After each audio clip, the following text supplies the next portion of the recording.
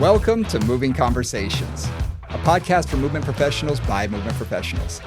If you coach, train, or teach movement, Pilates, or fitness, then this podcast is for you. With more than 60 years of experience in fitness and Pilates, your hosts, Brian Ritchie and Nora St. John, explore the science of human movement, diving deep into the facts, myths, and common misconceptions, hoping to spark thought and conversation about how we view fitness and movement. Now, let's jump into Moving Conversations. And welcome back to Moving Conversations.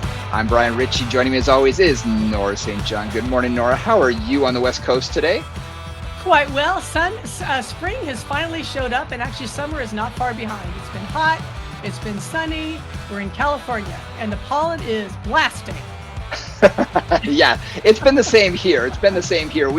We've had the craziest weather here in the DC area, where it's been, hot for a day or two, and today I think it's a high of 65 and rain for the next couple of days. So it's been up and down, and everybody says, wait, isn't this April? No, it's May. Wait, what time of year? So it's been a little on the crazier side, and someone who is in my backyard is our guest today. I'm going to let Nora do the official introduction. And yeah, so we're very excited about this guest. Very, very excited. One of the topics that you all have been asking for is scoliosis. And it's always an interesting topic for any movement professional, especially in the Pilates world. And with us today is Karena Thek from Scolio-Pilates. We are so happy to have her. She's actually in the Virginia area, so she's right near Brian, which is awesome. Yep. And she's going to be giving us a basic introduction to scoliosis and talking a bit also about her training program and how you can work more in more detail, I would say, with clients with scoliosis, if that's a preference and a passion for you. So welcome, Karena. Thank you so much, Nora. Thank you, Brian. I'm just really honored to be here. It's our pleasure. We are the ones who are honored, because I've been looking forward to this a lot, because when it comes to scoliosis, as Nora and I have talked about, we've worked with it so many times, but we've worked in a very narrow band. And to talk to someone who really understands the ins and outs and goes a lot deeper than we do, I am really looking forward to learning a lot. And like I said to you before at the beginning, it's like, look, now when I have people that come to me that are beyond my scope, it's like, hey, I know the perfect person for you. So this is actually good that we've made this connection, but I can't wait to find out more information. So why don't you tell us a little bit about yourself before we get into the topic itself? Tell us a little bit about yourself. I guess the most pertinent information outside of the fact that most of the time you're going to find me looking a lot grubbier because I'm usually outside, but when I'm not teaching. But the whole scoliosis thing came about because I couldn't walk anymore. And so I kind of hobbled in. Well, it wasn't even a hobble. It was more of a crawl into an orthopedic surgeon's office and said, hey, what's going on back here? And he said, well, someday you're going to need surgery. And I said, well, how do you know? He said, well, you'll know. And so that kind of healed. And then I went back 5 years later and I really couldn't walk. I mean, I was it was bad. And so he said, oh, by the way, you have scoliosis. And at that time, I'd been dancing for a long time. I'd been teaching Pilates and I was like, oh, come on, doesn't everybody have scoliosis? And I'm pretty sure he kind of looked at me over his glasses, and then I'm pretty sure he wrote in his chart, grumpy. Because I was really grumpy. And he said, well, you need surgery. And I said, well, but how do you know? He said, well, because you can't walk, number one. Number two, if you don't have surgery, this is going to be permanent. And I was like, well, what do you mean permanent? Like, how long can I wait? And he said, well, you could probably wait a max of 6 weeks before it's like you permanently don't get back use of that right leg. And so I scheduled the surgery for 5 weeks and 6 days later. Wow.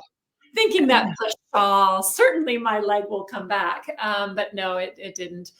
And so after the surgery, I did in fact get back the use of, or quite a bit of use of, my right leg again.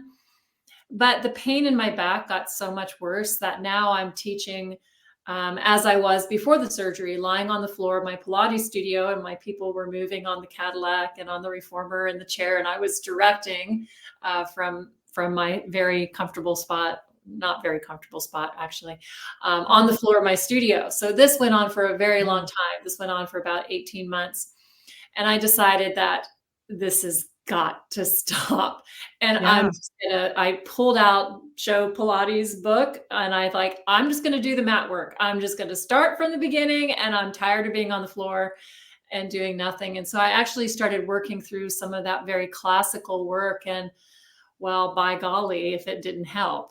I would say that about 20% of my pain was eliminated. Still teaching, lying on the floor, still having a very hard time getting from the studio to the car home. It was quite a time. And so I'm getting along, 20% less pain, so I'm doing better. And a mom walks into the studio one day and hands me a book on scoliosis specific exercise. And she said, "Can you teach this to my son?" And I said, "I have no idea what this is." And she said, "Well, it's this woman. She's passed away now. She's in Germany." And I said, "Well, sure, I'll take a look." And of course, it's the Schroet manual. That right. Familiar, yes, it's the Bible of scoliosis. And so I thought, well, yeah, I'll go home and read it, and I'll teach it to myself and teach it to your son. And about 3 weeks later, he wasn't in any pain anymore. I wasn't in any pain anymore. He went back to his varsity baseball. I was standing and teaching and waking up without pain. It was like a miracle. Wow. It was like a miracle. I mean, that's and of remarkable. course I was like, well, it was time for the pain to go away. I'm sure that book was only, coincidence. What's a coincidence?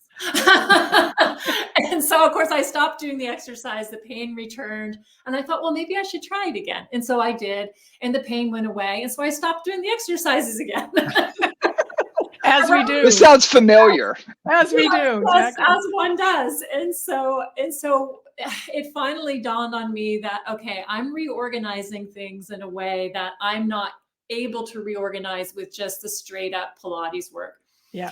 And so I basically hung a banner on my door. I put an ad in the local ad mag and said, "Hey, if you have scoliosis, come work with me. It's free." And I did that for close to 2 years because I didn't know what I was doing. And what a great gift to have somebody walk in and they're willing to offer their body, and there's no pressure because you haven't charged. Right. You're just like, let's figure this out. Awesome. Yeah. And so I had a lot of really amazing volunteers that this work stands on their shoulders for sure. And of course, we did start with a lot of information from Karena Thek, but from there it's expanded to, of course, Joseph Pilates. They were contemporaries, and their work overlaps in so many ways. It's like they had conversations, on a regular basis. But there's others also that have overlapped, and we keep trying to grow the work. And I'm sure there'll be more overlap with other schools. I would say now there's probably overlap with 4 or 5 schools of thought, but hopefully in the future it'll be more like 10 or 12. Yeah. So that's my very long story. No, that's great. awesome. Yeah. That's amazing. So in your case, there was a back problem, like they said you had scoliosis, and this is not uncommon, right? You hadn't been diagnosed with it before then? It's interesting, Nora. My parents, well, I grew up in a really small town of like 3 people and 60,000 chickens. Okay. And so going to the doctor there wasn't the easiest thing. And I grew up in Delaware. And so in this area, the big hospital that everyone will travel miles and miles to go to is Johns Hopkins. And so every now and then they would send their residents over to our town so that we would have those doctor services. And I remember doing those roll down tests that are so famous, and walking on my toes and having to strip down to my underwear and have my back looked at. And And I suspect that there's been scoliosis all along. I suspect that maybe it wasn't severe enough at that time for a resident doctor who's been trained in everything and maybe not specifically orthopedics to pick up on. That's my guess. Right. Wow. But there was back pain from a very young age. Yeah, for sure. Why don't we jump into what scoliosis is? Just so there's a lot of people who are new trainers, Pilates instructors, who may hear of it, think they understand it, but possibly don't understand it to the level that you do. So I thought having a definition from someone who really has the ins and outs and nuts and bolts would be a great way to sort of start this off. So, you know, what is your definition? Yeah, so I like I said earlier, I thought the definition of scoliosis was basically any asymmetry that you could see in the thorax, you know, the spine area, shoulders to butt. And that's just not the case. So scoliosis is defined by the Scoliosis Research Society as 10 degrees of side bend or more. So what does that mean? Well, it means a mermaid that's not a very big mermaid. Right. It's a tiny little side bend of the spine, but it also must include rotation of the spine. And so that rotation shows up looking like one side of the back is closer to the wall behind you than the other. It's not that the shoulders and the hips and everybody's turned, because of course we're all capable of doing that, but just one side is turned. And then the last component that makes it scoliosis is that there is a torsional deformity. So think of taking a washcloth and folding it into a square, and you have that washcloth on your hand. And of course you can turn your hand as if you're floating that washcloth on a table, you know, just right and left. That's rotation. But if you take that washcloth and you wring it out, that's torsion. And so you have these vertebral bodies that are no longer just rotating. It's not like, hey, we'd like to look that way. No, there's actually a there's a torsional force within each vertebra, and some will have more than the others. And that's why it makes it so difficult to work with. You're no longer working with a vertebral body that's shaped like the one that's in the textbook. Of course, I'm not sure if anybody has that one, but, but there are some people that are closer to that, certainly, than people with scoliosis. Yeah. So, one other thing that we wanted to bring up was just that people talk about structural scoliosis, which is what you're talking about, and then also more functional scoliosis. So the body takes a shape that is asymmetrical, but that isn't reflected in the bones. It's really reflected in the soft tissue and in whatever their habits are. So here's a great example. And sometimes I use extreme examples to help demonstrate because it's just easier to understand. I was working with a child at Dayton Children's Hospital, and she had a leg length discrepancy, and her leg length discrepancy was severe because she'd been in a severe motor vehicle accident when she was 8 years old. And with that motor vehicle accident, the growth plates, I believe it was her left leg, we'll say it's her left leg.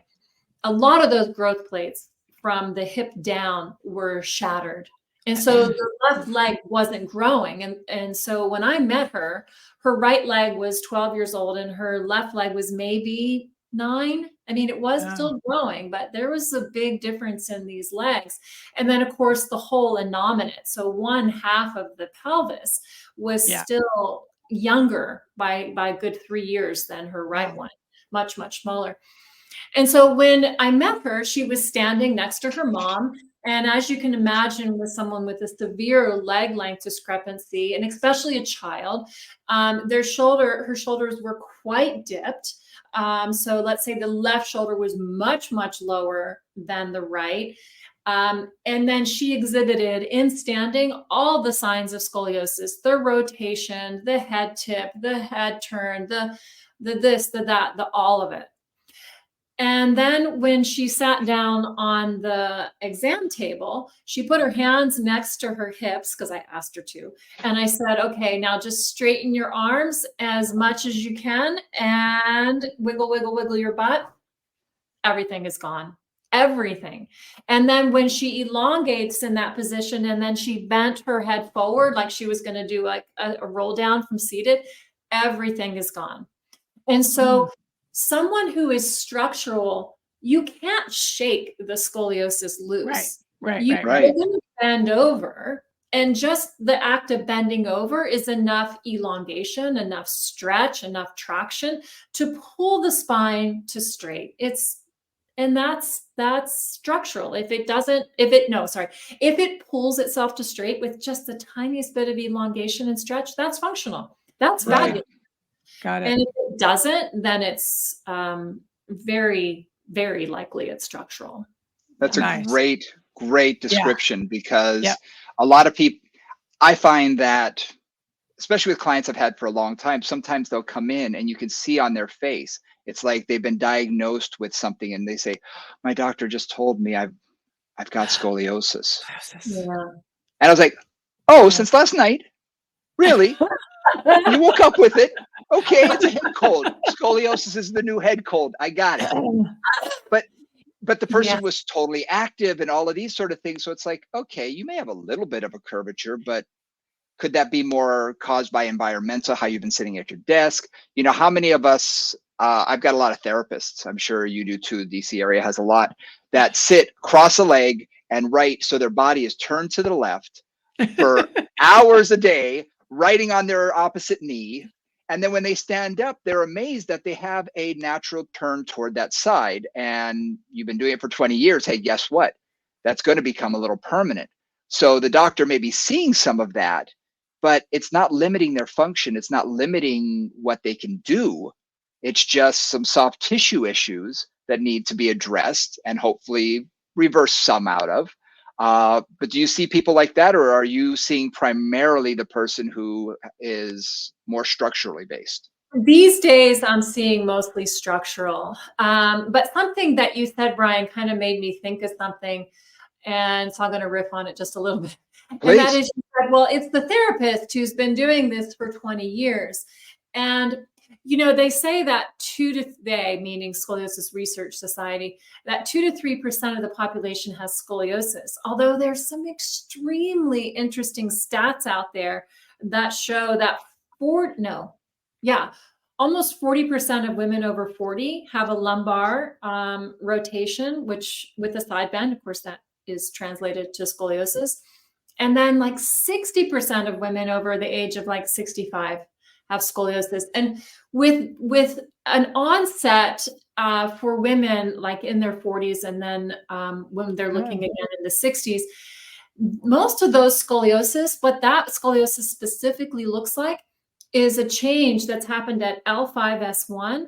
The hip goes one way, the lumbar goes the other. They both rotate in opposite directions. And it's just over and over and over again, we're seeing this. So it's interesting that, yes, maybe that scoliosis that we're seeing, it's called de novo in adult life, maybe that scoliosis is brought on by a lifetime of habits or something functional that turns structural. It's a big, giant question.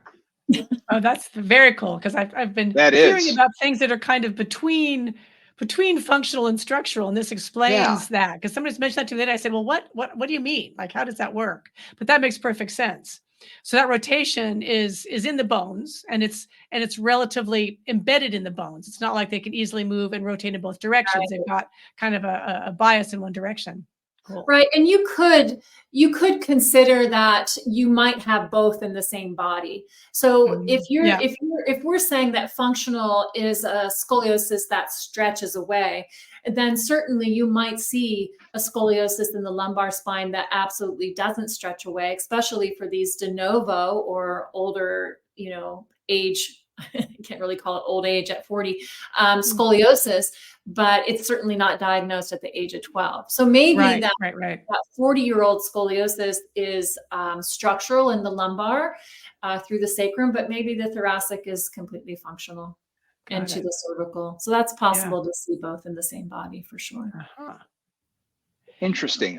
Are you seeing any correlation? Because you said female, you said above 40. Are there any correlations with anything from estrogen changes, hormonal changes, or any of that sort of thing? Is that anything that it could be that's been looked at versus, osteoporosis, size of their bodies? I mean, there's a lot of different, avenues to sort of look at that. And I'm just curious if Yeah. that's been looked at. There's so many things that need to be looked at. And unfortunately, the scoliosis the research money for scoliosis, if it doesn't include surgery, is kind of like the research funding for broccoli. So it's like, Got it. Yeah. So we know Got it's it. good for you, but more studies need to be done, so many studies. But what I can do is I can answer your question partly. And we do know that for an absolute certainty, osteoporosis and scoliosis are definite buddies. If you have an osteoporosis fracture, it could absolutely destabilize the spine and lead to scoliosis. The other part of that is that if you've had scoliosis since you were a child, or have had back pain since you were a child, like I have, then perhaps you chose activities during your lifetime that were less physical, maybe more cerebral. And so therefore you're you haven't built up that bone bank per se. Or maybe you had a medication that you had to take for migraines or for an autoimmune stuff. Yeah, all of those medications might also lower your bone density, even if your bank account had been quite amazing. So yes, there's so many factors to look at. And the estrogen thing, I mean, menopause, I mean, I'm having a hard time coming up with the pro. There's all these cons with menopause, and I'm like, where's the pro? Where's the pro? I'm sure there's a silver lining out there. Still looking for it myself, but maybe there is. Ongoing research. Yeah. Oh, that is so interesting. So you started with the Schrott method. That was kind of where you started. And now, and I've worked with a lot of people that have Schrott as kind of their root. And oftentimes it is the root for people with scoliosis. Where do you feel like you have expanded from that? And kind of how did that create a foundation for you? What pieces of that were the foundation for you? And then where have you gone with that? That's a great question. So when that mom handed me the book, I had a Pilates studio. So it wasn't like I didn't want to use the wall bars that were pictured in the book. I simply didn't have them.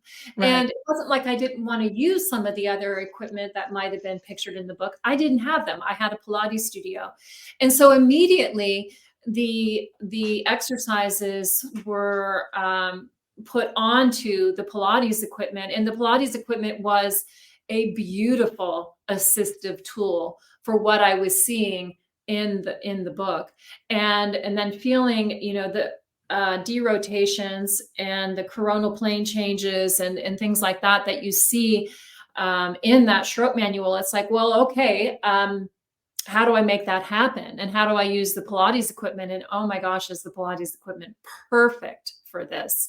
And of course, now I have the core line, which is very similar to, the wall bars with the added assistance. And also you could look at it as a challenge of the gliding carts. Yeah. And so from there, it was just one layer at a time came around naturally. Like I remember teaching this one little girl a breathing exercise, and I turned around to her mom to say, "Hey, wasn't that amazing? Your daughter is amazing." And mom was like green. And I was like, "Oh, mom, what's going on here?" And she said, "Oh, I was doing the breathing exercise with my daughter." And I said, "Yeah." And she goes, "I don't feel good." And so it was that day that I was like, I need to know so much more about breathing than I know now. And so I looked into the Bradcliffe work out of New Zealand, and they are fabulous. And then from there, it was, of course, if you're in the Pilates community, you really can't avoid being surrounded by all of the latest information that there is on connective tissue. And so, of course, there's that layer. And then there's the dissections. And both times I did a dissection with Gil Headley, I I just happen to have quite a severe scoliosis model each time. And so it was such wow. it was such an incredible learning experience. And so there's all the connective tissue science. And then on top of that, there's the pain science. When you have so many people in so much pain, you need to learn more. And so that's out of the Neuro Orthopedic Institute in Australia. That's David Butler and Laura Mosley, and Explain Pain Supercharged, all of those courses. So the layers are certainly continuing, and the studies that come across my desk, I'm fortunate enough that people will just send me the studies. Sometimes I'll go searching, but sometimes they just send them. So I would say that is our very, very strong base. And then we're continuing to branch from there. But yeah, the Pilates equipment, Nora, it sounds like you've looked at the Schroep manual, and you'll see a lot of very static, find your position and breathe there.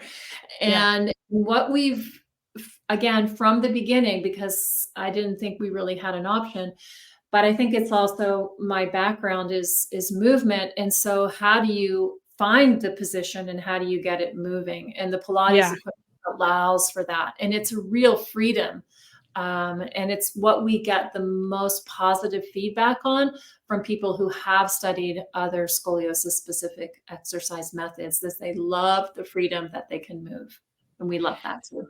So if I can dive a little deeper there, it sounds like, Schrott, I know, does a lot of positioning for derotation and using breath and using positioning. And then it sounds like from that basis, in some ways, like from those principles or from those concepts, you then put those into the dynamic environment of the Pilates studio. You can have a spring going this way and a spring going that way. And you can then move within, like from rotation to derotation. And you can kind of, the joy for that for me is then you're training the body of how to do it itself. Yeah, right? absolutely. Not just holding it, but actually training, like how do the muscles actually need to work to get this different posture going? Yeah. Yeah. And one thing that I'm learning is that, so at the very beginning, it was like, okay, find the position and you're going to hold your spine there, but we'll move an arm or we'll move your legs. Right. And now in the past few years or so, what it's been, we call it the Scolio-Pilates wiggle, is that let's kind of, your corrections, the right hip has to go back, the hips have to glide this way and blah, blah, blah, blah, blah. But can you wiggle yourself into that position, move, shake it all out, and wiggle yourself back into that position so that your body's kind of finding that freedom of movement within its current capacity, which might change at any moment. Yes. But it's not necessary to find, the apex now and hold it. Right. You can work with it. Yeah. It's like, where am I today? Okay. I know kind of where I need to go. And today my hip's moving, and tomorrow, my hip really isn't doing its part of the job for whatever reason, but I can look at the rest of it to kind of move into that position. Yeah, it's really well said, Nora, because I think there needs to be an enormous amount of respect for where the body is on any given day. Yeah. And I have to, it's easy for me to tell my clients that, hey, I know that your body's a little ticked off today, or maybe chatty is usually the word I use. Your body's a little chatty today, but it doesn't mean you're like sliding downhill. It's a temporary thing. And as soon as whatever it's working through heals, then you'll be right back where you were. And it just takes that little bit of respect to not force things. Yeah. That's awesome. Nice. I want to remind people who we're talking to, Karena Thek is joining us today. I have learned so much. The last 30 minutes have flown by like nobody's business, and I am just eating all this up. So I wanted to reintroduce you in case anyone's forgotten. You are the creator of Scolio-Pilates, is that right? Yeah, that's right. Where can people find Scolio-Pilates, and if they want to learn more information? We have a lot more to go over. Before we go any further, I thought I want people to be able to look you up and be able to get more information. So it's scoliopilates.com. And you can also find us on Instagram. It's Scolio_Pilates. And on YouTube, we do have a YouTube presence, but we haven't kept up with it. You can find lots of new ideas and exercises on Instagram, but the nuts and bolts of who we are is definitely the website. Yeah. Fantastic, fantastic. And our social media is Moving Combos on Instagram. If you want to get in touch with us, suggest anything. And this is where you came in, is we got someone said, please, please, please, please, they emailed us, please cover scoliosis. And Nora and I were both like, well, let's find someone. Yeah.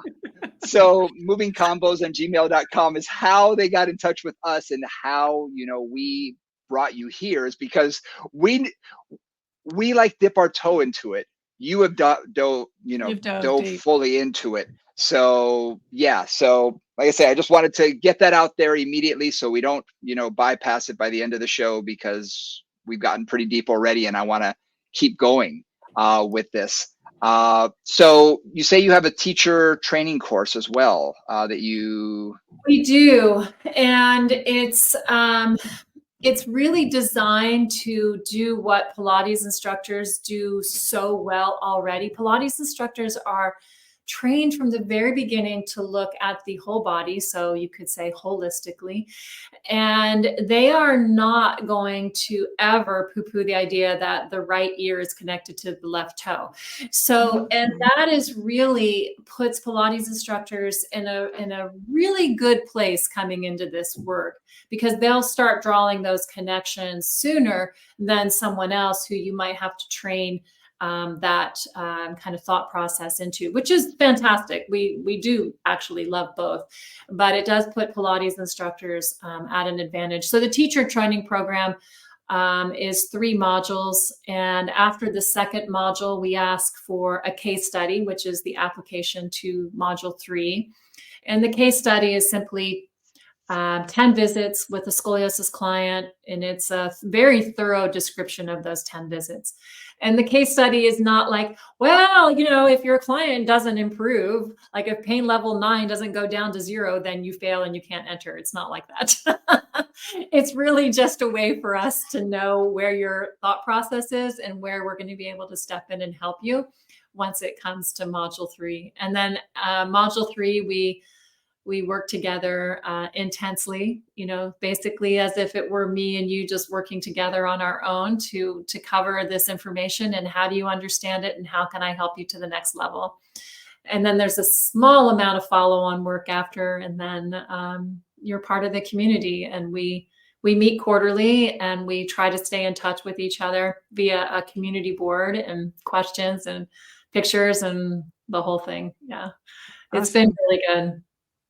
And I want to say, because I've got your website up on my other screen, and it's also, if you're out there and you're listening and you have scoliosis, or you have a client with scoliosis, there's a whole list of practitioners, all over the country that have taken your program, and that you may have access to in your local community. So I just want to put that out there too, because scoliosis, not to put too fine a point on it, but the regular way scoliosis is typically dealt with, it's not always terribly helpful. And one thing I hear from all of the Pilates teachers I know that specialize in this is they are such an invaluable resource in their community, because orthopedic surgeons don't always do very much at all unless it's surgery oriented. Some physical therapists have a specialty in it, but not all of them. So, you really fulfill a very important niche within the physical medicine community in helping clients with scoliosis. Yeah, that's definitely correct. As soon as people find out that you're there, and sometimes all that takes is a blog post, scoliosis care in the smallest town in Delaware. That's where I'm from. Yeah. And so they'll start to find you. There's a real dearth of information still. It's like when I first started, it was hard to find the information. Now, if you start searching, find the information, but you won't necessarily find a practitioner in your town. So the practitioners are what we really, really need right now, are people who carry that information, that wealth of information, to start seeing those asymmetries, and of course knowing what to do with those asymmetries, because it can be overwhelming if you don't know. You can see it, but you're like, It's complicated. So, to talk a Oh little yeah. bit about that, like understanding scoliosis and understanding your client who has scoliosis, or yourself if you've got scoliosis, that's a process. And I think one of the invaluable things a good practitioner can do is just help you understand what's happening in your own body. And it sounds like you went through a little bit of that in terms of your initial process and your initial getting into the oh scoliosis my world. gosh, it just took me, yeah, it was like post-it notes, little odds and ends of papers everywhere. I mean, it was just like I would find those papers stuffed everywhere, just trying to figure it out, just trying to sleuth through it. And yeah, and then finally writing the book, putting that together. I really tried to write it to be like the idiot's guide to scoliosis. So like, hey, if you recognize this, do that. But yeah, it's still complex. It's still complex. It's In worth it. It's worth it, yeah, but it's complex. in anything that we do that involves movement, there can't be an idiot's guide to it because there's so much that goes on with it. Like you said, Right. the left ear connects to the right big toe. Things Yeah. do connect to one another. What I'm finding fascinating is how you took, pieces of different methods, because, necessity is the mother of skill. You wanted to learn for yourself. You wanted this information, but it sounded like you weren't just satisfied with one method that involved being very static. You're a mover, just like Nora and I are movers. And most people who listen to this are movers. And we focus on so much on movement that you've taken it and sort of branched that out and helped create, the movement of, movement for scoliosis, which I find fascinating. Well, thank you for that. Yeah, I think the movement is definitely going to be the key for scoliosis care moving forward. If you look at scoliosis as a science, yes, it's easy to break it down and say, we need to do these 3 corrections in the pelvis, these 2 corrections in the lumbar, these 3 corrections. And you could break it down that way. But how do you do what the body already knows how to do? And that's really been at the crux of my thought process from the very beginning. And what I mean by that is, you can go to SeaWorld or some other show where they have dolphins and whales doing these tricks, and you can see dolphins jumping through hoops and doing these great backflips and dancing on their tails. And one day I was sitting on the beach and I look out at the ocean and there's a humongous pod of dolphins. There must have been 200 of them. Wow. And I'd say maybe 20 of them at a time were doing all the tricks that you see in SeaWorld, dancing on their tails, going backwards, backflips, double flips. I Cool. mean, whatever, everything. And I'm like, oh, they weren't taught to do this. Because I always wonder, how do you teach a dolphin to dance on its tail? No. They already know how to do that. They're just doing it for a fish, right? Right. And so it's like, then ever since then, my thought process is the body is infinitely, infinitely smarter than I'll ever be. Yeah. How can I ask the body, please, would you consider, I know you're a lot smarter than me, but could you maybe guide it towards a different possibility? And that different possibility in my small brain looks more like neutral. Maybe it isn't, but it looks more like neutral. In my training of being a Pilates instructor. And what we do know is that if we can move towards neutral, that's when the pain just drops like a rock. Yeah. And so we know we're taking some pressure away from the body and the body's systems. And so then we say, okay, we know that you don't want to hold this correction all day, every day, because it's way too much work. But can you glide into it 30 times a day, let it go, and then glide into it again, and then let it go, and just go about your day. So that's kind of where the thought process is. Take the body's infinite wisdom and ask for permission to do something that it already knows, but maybe on cue.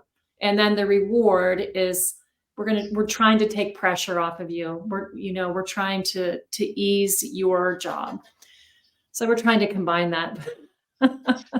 No, I love that. One of the things that I've said often and say with scoliosis clients, other clients with asymmetries of whatever kind, is the body, this is what the body knows. Mhm. The body doesn't know how to have a perfectly straight spine. It never has. Nothing has accommodated to that. Right. And taking a body where it is and just seeing if you can allow it to find a position that is more efficient, effective, pain-free is exactly what I think we always ideally do in our movement environments, right? And with scoliosis, it's just a little trickier. And you're trying to let that body, again, find how to find it itself. And that's what I really love about how you talk about this is you have that body needs to find a way to make those corrections within itself. It needs to figure out a way to like, how is this more comfortable? Is this more comfortable? Oh, that's the most comfortable. Let's play with that. Mhm. Right. And and you can guide it, but you're not going to tell it, do this. You're absolutely right, because sometimes the correction that the person in front of you needs is so, I was getting ready to say counterintuitive, but it's actually would be counter science, because the science says, oh, you should look at me with your eyes level. And I worked with a woman, I still see her all the time. But she came to me with excruciating pain. Like, she calls it head banging pain, because she would wake up in the middle of the night with so much pain that the only way that she could not focus on the pain was to literally bang her head on the wall. And so she'd wake up in the middle of the night several times, banging her head on the wall to just, I don't know. Change the pain signals or something. Exactly. That's well said. Yeah. And so I asked her what she was trying to do for help. And she has a scoliosis fusion. She had it when she was a child. And that scoliosis fusion goes up so high and fused her spine in the curve, not because that's what the surgeon wanted to do, but because that was the only possibility that her spine was giving them. Okay. So the spine is fused in a side bend. So imagine being fused in a mermaid position and then trying to bring your head back all day, every day. And so she had excruciating pain. And so the solution for her was to stop trying to bring her head back up. Right. And so it seems so hard, right? But that was one of the solutions is, okay, lie down. Let's see where your spine wants to go. And she immediately started bringing her head back. And I said, well, for a moment, let's just see if we can go in the direction of the curve, just keep that shape going. And I said, how's that? She goes, oh, that's fine. That's great. Okay. Magic. And so we started working in that direction. And so counterintuitive, counter science sometimes is what the body in front of you is showing, because like you said, Nora, it's not adapted to what's in the anatomy books. It's not created like that. And boy, if my humerus was shaped with a big letter C in the center of it, you would look at that humerus and go, oh, right, I get it. But because it's spine and it's so many little bones, then our brains say, no, we should be able to restack those. This shouldn't be that big of a deal. But it is a huge deal. And a lot of it has to do with the shape of the bone and with the connective tissue neuropatterning. Yeah. So you just mentioned connective tissue and neuropatterning, and that brings up just something I was thinking is, do you work primarily with younger people, with older people, with all ages in terms of your practice? I do work with all ages. Currently in my practice right now, my youngest is 14, which is definitely not the youngest I've ever had. And my oldest currently is 91. So we work with them all. And we definitely get a lot of pain reduction and function changes at all ages. And that's been the gift of following this path. Yeah. Changing people's lives for the better. It's well, they're changing their own lives. That's right. Throwing a tiny bit of information their way. But I say that all the time with clients, and they always want to put the success on us. And I have to remind them that my job is just pointing them in the right direction and kicking their butt. Yeah. It's it's their body that's going to make the changes or not. And hopefully the path that I've chosen for them does it as quickly as possible, but they're the one that has to do it. And thinking of that, I was wondering, I'm very big on homework. I'm very big on sending a client home with something, their first session with me. They go home with certain exercises that their body needs, specific to them. They may be similar to someone else's, but specific to them and what they need. Do you believe in giving people homework to continue to do during the week? That's so much. So we actually call it social cues. And so whenever I see someone the first time, I always tell them, I said, I really hope I get to see you again. But let's imagine that that life is going to happen. I'm never going to see you again. And this is what I'm going to send you home with. And I'll send them home first visit with something that they can do starting 10 times a day, building up to 30 times a day. And what that is it depends on the person. It could be as simple as just imagine, there's space between the vertebrae, that all your vertebrae are hot air balloons and they're just going to wiggle themselves up to the sky. It might be that. It might be layered with 4 or 5 corrections. It just depends on the person. But they are told that they're going to do these corrections 10 times a day. And there's going to be something happening in their lives that's going to remind them. Every time you get water from the fridge, every time you brush your teeth, every time you're standing talking to a client or a patient, if you're walking the dog and the dog stops to smell a bush, which is like every 3 inches. 5 seconds, several times. And so there's things that happen in your life. Maybe you push send on an email, so it's time to put your arms on the desk and elongate. But they'll get those social cue exercises on the first visit. And if we're fortunate enough to continue working together, then that social cue exercise will continue to develop and be more refined. And it's in that refinement where we get those like major aha moments where things start to make sense in the body. And when they're able to actually turn to me and say, no, the correction is here. Yeah. And we know we've gotten to the level where they're really tapped into what their body is telling them. Yeah, it's great. Nice. Awesome. It's really great. That's an interesting tell, because in my world, I do medical exercise and post-rehabilitation. And a client even today said, today or this week was the first time, and I realized that I didn't have pain for a few days.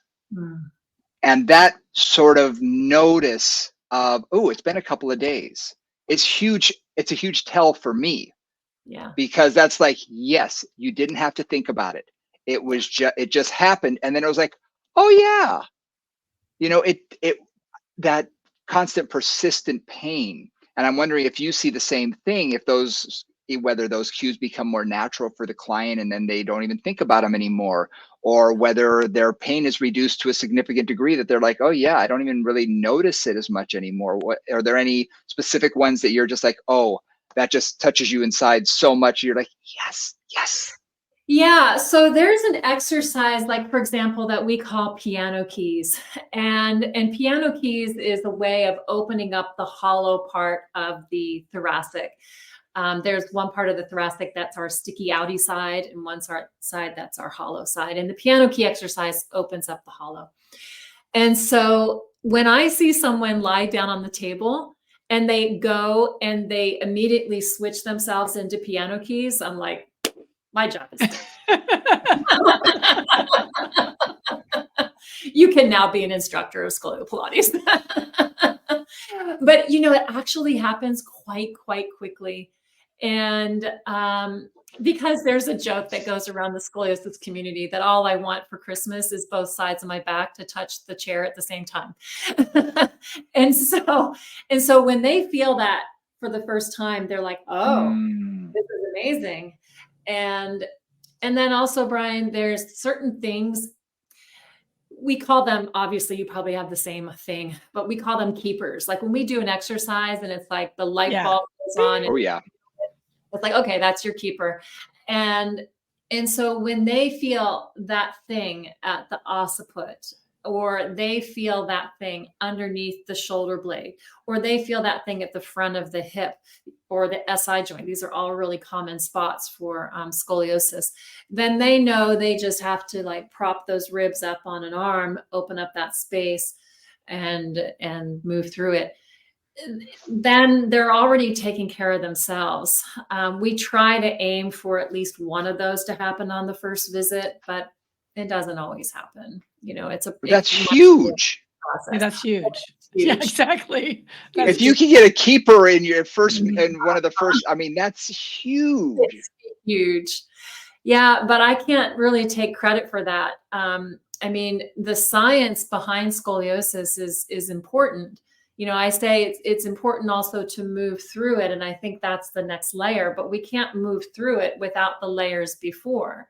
And so finding those nuances, it's very, very important. I tell my students who are taking like modules 1 and 2 for the first time, and they're very curious about, well, so is the goal to get back to the Pilates series of 5? And I was like, well, maybe.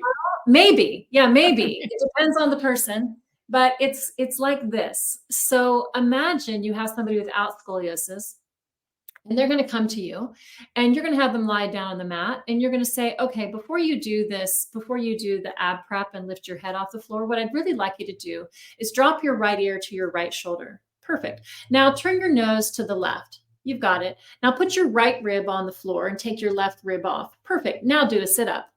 Now you're ready to do the 100. You know, it's like, it. So if you can get them into a position where the abs are actually working harder than the neck, then then the Pilates 100 series of 5 could be perfect. Right. Love it. Yeah, we often talk about there's not every exercise is for every client. Yeah. You know, and some clients, you know, fall in love with a certain exercise because they've been doing it for their whole life, but it may not be appropriate for them. And Truly. you know, and in this situation, there's probably a ton of them that for the client in front of you, it's like, yeah, no, not for you, not today. And maybe never, but we don't know. We're going to have to see how your body changes. Yeah. So we try to divide exercise. I mean, you can divide exercise into a million different categories, but to just speak super broadly for a moment, we try to divide scoliosis exercise into 2 categories.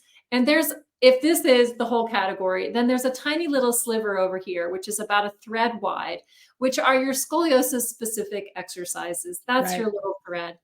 Yeah. If your body feels good, then the rest of the world is open to you. Go ride your bike, go do your Pilates series of 5, go swim 2 miles in the ocean. The world is open to you. And the stronger you are and the more fit you are and the happier you are, then your life is going to be better and your spine's going to be better for it. If you're in pain and you're struggling, then that one little thread, that one little sliver can make all the difference to the rest of it. And so if your client, if their whole exercise life is centered around Pilates, then go ahead and do the series of 5 as long as it doesn't hurt. And then return to that little sliver as often as necessary. And we do find that people automatically start incorporating all of the scoliosis corrections into their other exercise forms. Yeah. I think when you said keeper, I think though for some clients, those are going to be the exercises they're probably going to do forever, just because it makes them feel good. That's right. And when I say they have to do it 30 times a day, eventually they're doing it more than that. So I've probably done my own corrections talking to you 5 or 6 times in the last hour or so.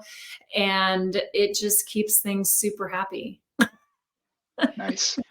What I think I'm loving the most about this conversation and your approach is, yes, you have guidance. Yes, you have information. Yes, you have stuff to give them that's specific, and that you're trying to get them to understand their structure so that they can then make different choices about it. And then you give them the tools to make those different choices. Then they're reinforced by, oh, that feels better. And then you can keep working and doing, more and more, or going back to their daily activities, their sport activities, whatever it is. Like, I love the way that this starts from information and awareness and education.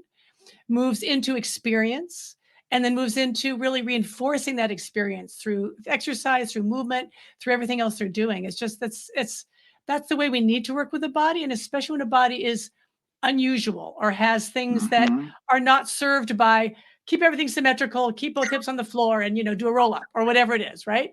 Like that's not going to work here. So how do you get that other piece in there? I love that. How do I say that again? Was that a question? I just said you bring that other piece in. You really bring that empowerment in. I love it. Yeah. Thank you. Yeah. The thing that I'm struck by that I try and bring to my studio, and I know Nora does with the clients she's worked with, is listening to the client in the body in front of you. Yeah. Because that's the body that you have to help at that moment. And if you listen, if you're really clear on your intention and you're listening, then it'll talk to you and it'll guide you and it'll tell you where you need to go. And all of your background information, all of the stuff that you've learned will feed that and help guide you in that direction. But realistically, it's listening to that body in front of you, to the 14-year-old who can't do certain things, or the 75-year-old who just wants to be able to, sit in a chair without pain, to listen, respond, and be able to help those people. I think that's wonderful. Yeah, I think that's something that the Pilates work has really driven home for me, and some of the other things that I've studied. And when you work with these elite practitioners and you watch them work, they are profound listeners. And they are, yes, they have a big toolbox. There is no doubt about it. I wouldn't want to come up against that toolbox, but they are profound listeners. And like you said, Brian, it can be the words, it can be the movement that you're being shown. Yeah. But if you can slow down and just allow things to present, it's like the body's just waiting for someone to tell their story to. Yes. So, it's just really, love that. And it is a position of like, oh, wow, are you sure you want to tell me? It's so privileged. It's really humbling. It's really very. That's awesome. Yeah. That's awesome. Well, I can't thank you enough for joining us today. I mean, this last hour has just flown by, and hopefully everyone who's listening is like, oh, I want more, because it was fascinating. It was fascinating. No, this is wonderful. It's so fun to talk to you both.